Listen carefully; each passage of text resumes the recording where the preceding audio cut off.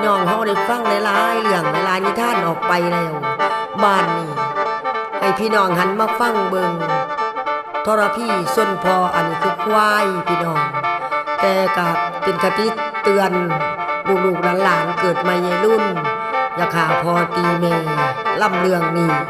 ให้ลูกให้หลานฟังเป็นคติเตือนใจบ้างเด้อลูกหลานเด้อ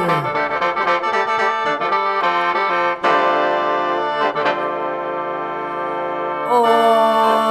ยโอ้ยละหนอ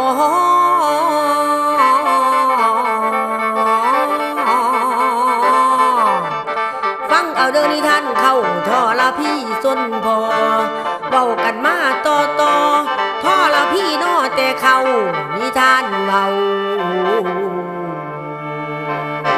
เราสู่ฟัง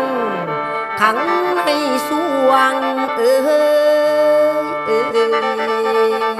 เอ้ยเอ้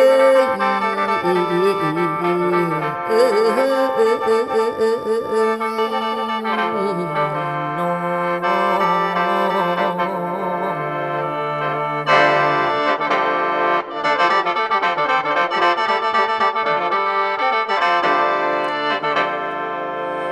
เอาล่ะหันมาฟังเรื่องเข้าในเรื่องท่อละพี่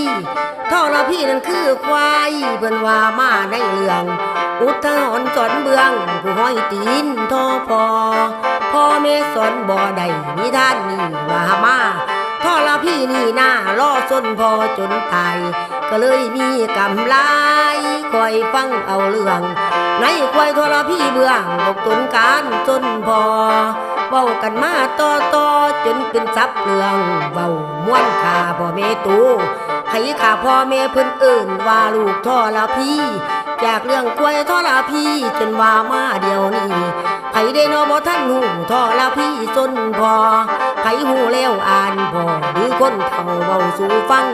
ลูกนี่ข่าพอได้มันมีอยู่ตัวเดียวนั่นคือควายท่อละพี่ซื้อน้ำขนานเว้าท่อละพานั่นคือเจ้าตัวหลวงควายป่าเอ้ยนอ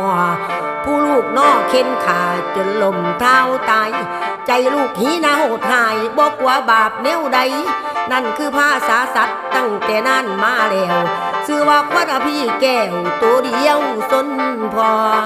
ข้าพ่อตายดื้อที่ท่านมีว่ามาท่อละผ้านั่นนาคเป็นพ่อของหมอของควายทรพี่นอตั้งแต่เดิมข้าวกี่ล่ำมาเกียรตินิท่านนี่ดอกเดิมที่ผ้ากอจนพอตายในเรื่องนี้คนเบาต่อมาเรื่องสีดาดังไห้ก็ในเรื่องล่ำมาเกียรติหนุมานแผงสอนดอกหอบผู้เขากาก็อยู่ในนิท่านนี่ล่ำมาเกียรติบ่เพียนแวเรื่อง18น้อแม่สวมมงกุฎก็อยู่นี่ม้วนชุ่มหล่อไหลลวงเป็นความเบาเพกว้างไปทั่วโลกเมืองมนุษย์18มงกุฎเอ้ยดอกอยู่ในนิทานนี้ฟังตอนทรพี่หายนอจักตอนย้อนกาวพระลักกับบ่าวเท่าพระรามอ่านอินน้อยนางสีดาอ่อนน้อยให้อยู่นั่นหลายปี